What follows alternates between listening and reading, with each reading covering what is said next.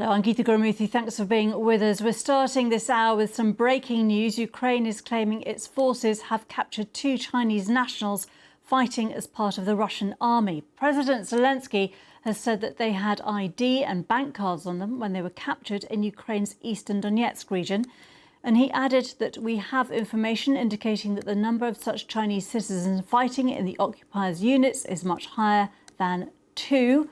Those were his words, and he's instructed Ukraine's foreign minister to contact Beijing for some reaction. Well, earlier, Russia had used thousands of North Korean troops to try to push Ukrainian forces out of the Kursk region.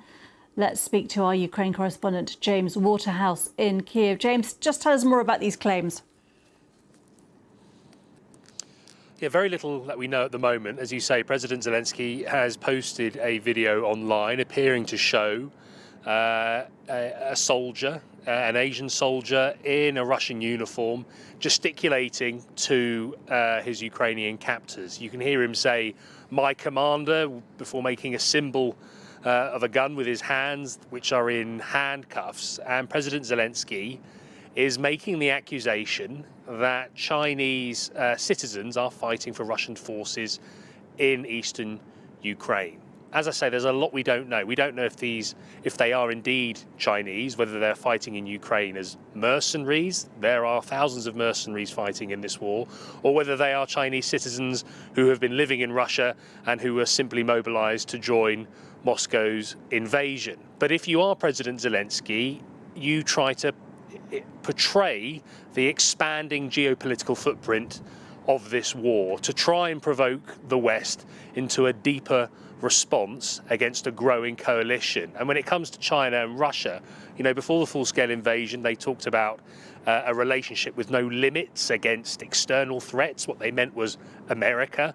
Their economic ties have deepened. I mean, China is the major importer now to Russia, and Western officials have always been fearful of its technology making its way into the missiles and military technology used to fight against Ukrainian troops or to terrorize Ukrainian cities. So this is certainly a development if you look at the accusation President Zelensky is making, but there's a lot of detail missing as to what extent Beijing could be involved in a military sense.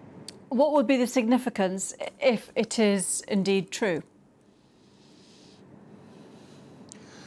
Well, then you have a scenario where you have not one, but 2 of the world's major powers helping each other in the continued invasion of a sovereign European country, where its traditional Western counterpart, America, as of now, is less interested in supporting Ukraine in the long term. Now, the Trump administration has said it is prioritizing China as part of its foreign policy going forward in terms of its potential aggression towards Taiwan or other ambitions and balances of power.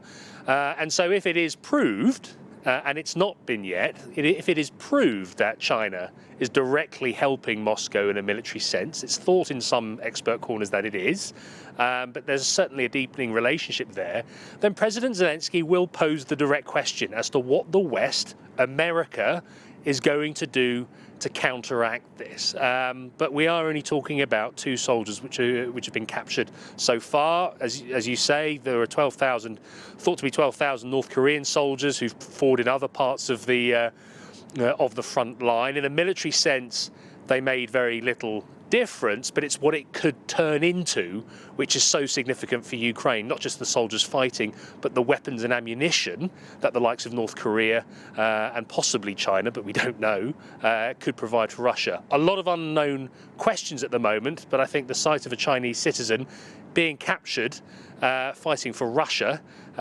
says a lot in itself. Yeah.